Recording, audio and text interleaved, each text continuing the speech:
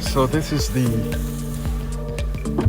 Xiaopeng P5, and it's got quite a bit of an interesting sort of interior design. Those are those speakers that rise to sort of give you an impression of the jog. And those are some sort of like tweeters, more or less. Yeah, the car itself is supposed to be the latest design language from Xiaopeng, and I'm not exactly excited about it, but the interior room is quite large compared to the P7, and it also has these sliding roof shade, so you get a bit more of is it privacy or some sort of like protection from the sun. Not really something that excites me, but yeah, it's got the same software, I think, with the P7. If you look at that, you see 请使用小鹏汽车 APP 扫码登录。 So we've got to scan APP first, but I think there is a way to see that. So here you got the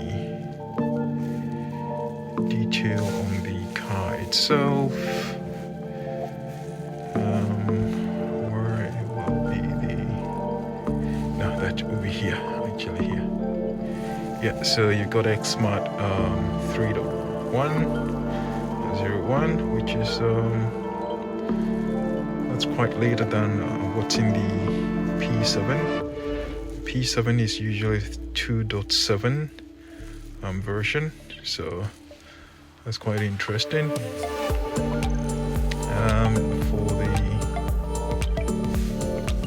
the camera system, it's just the same. You can see the front, the side, and then of course the rear.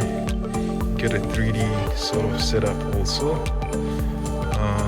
which gives you also 3D from the front, the sides, and then the rear, and then you also get a 360 where you can actually get a full view around the car. So well, that's it really.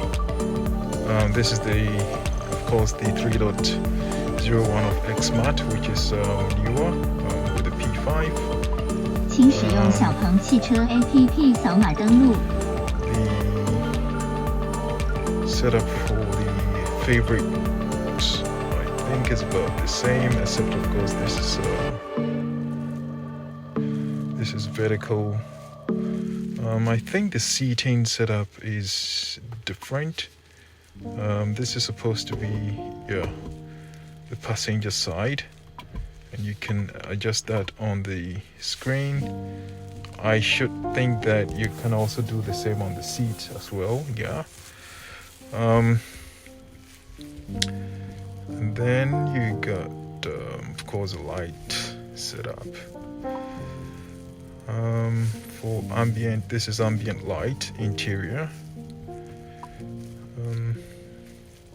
The driving mode, suspension, and then Xpilot.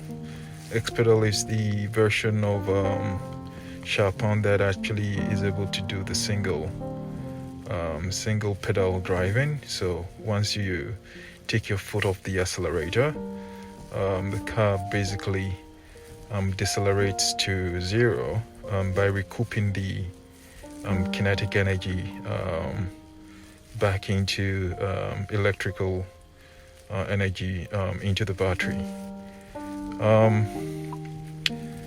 This is the setting for the wiper.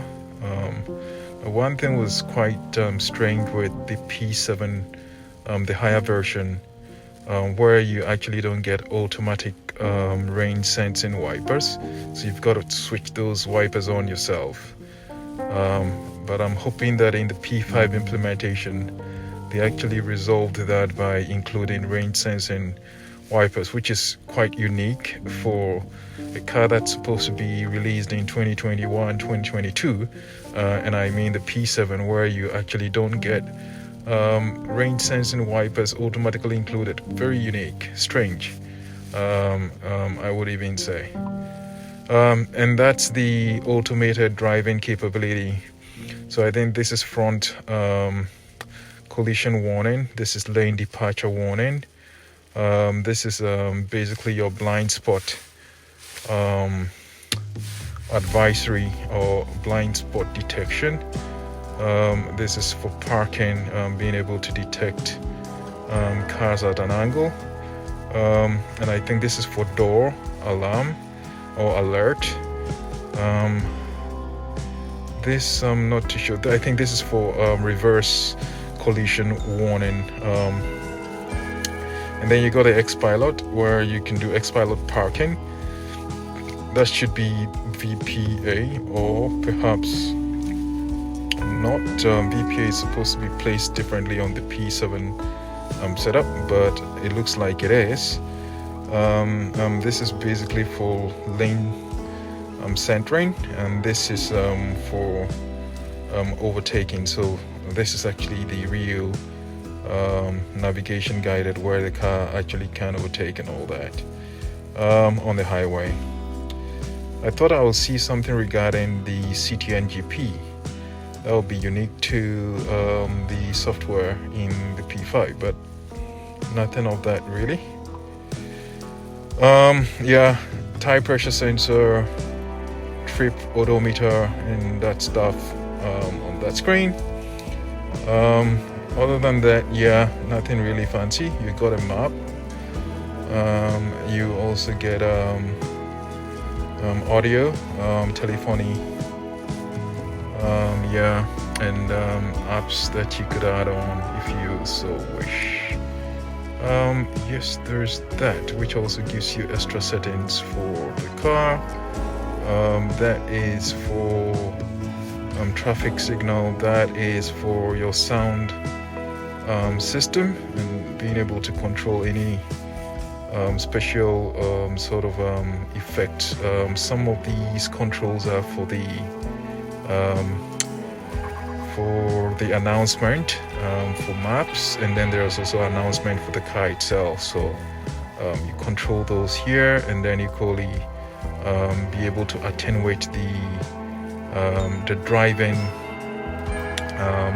speed volume matching. So if you're driving on a higher speed, the volume actually increases automatically to sort of compensate for noise. This is equally about lightning. I'm not too sure exactly what the details are, and how I would use it would be take a screenshot, try to translate and make the change in order to sort of get myself fixed. So that's pretty much that. This is they call the AI, where you actually sort of create some settings, or indeed do a setup that allows the car to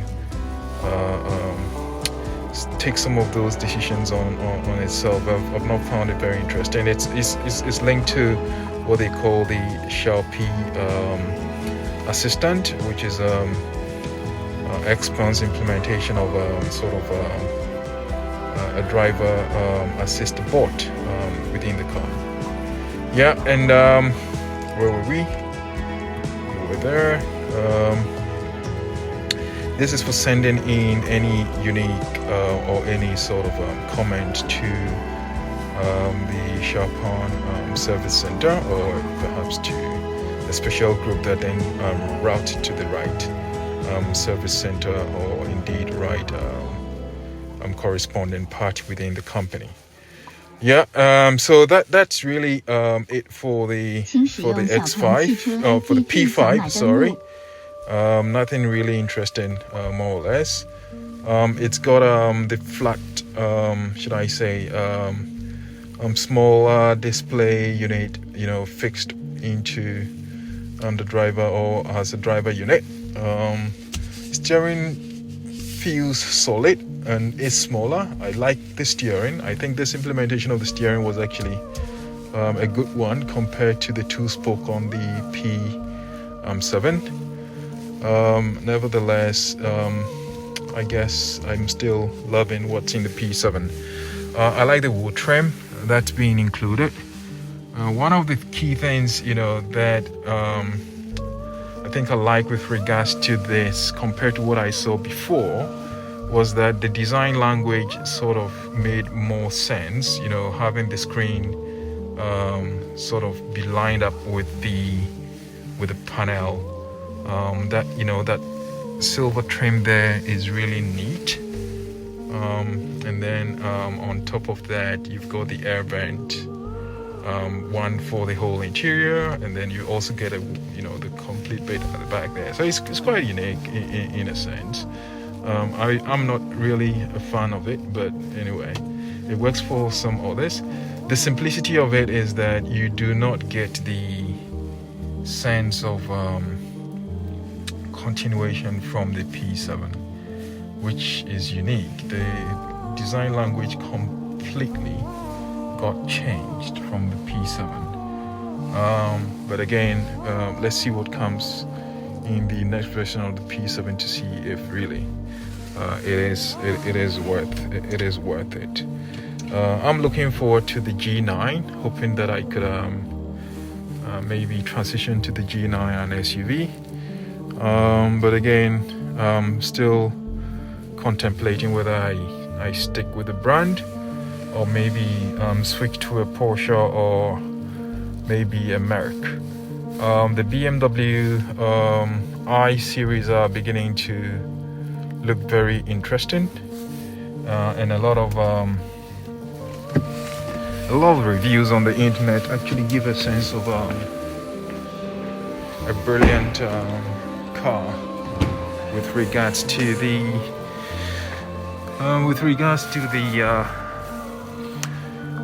I family of cars. So maybe I might look into the BMW series. But yeah, you got a pretty spacious interior at the rear, very quite huge there.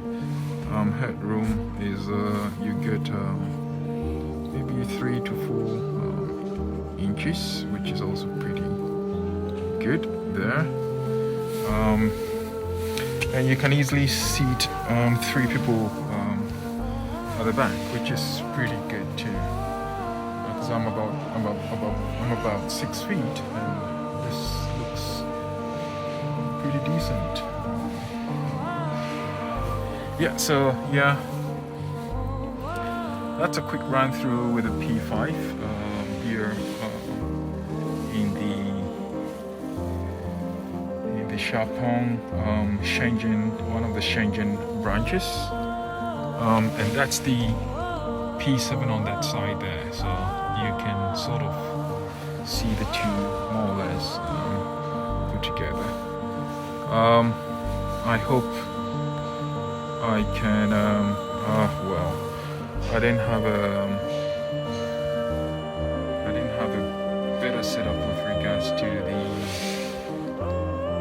camera when it was done, so I guess this would give you a better feel of the interior. The back you get, of course, a USB-C and a normal USB there. You get also the air conditioning vent. We should be able to actually check the rear. If I recall, you just need to go here, go there, go to the favorite. Where is that? There is and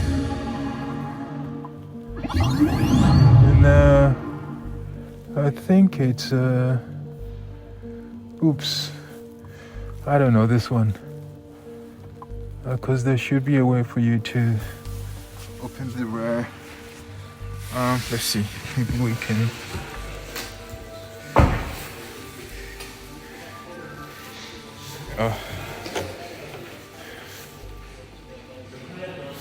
No, trying to kick it doesn't work. It's unique.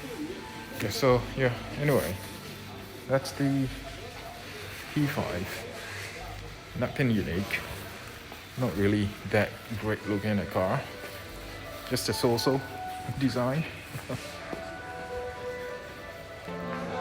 That's it.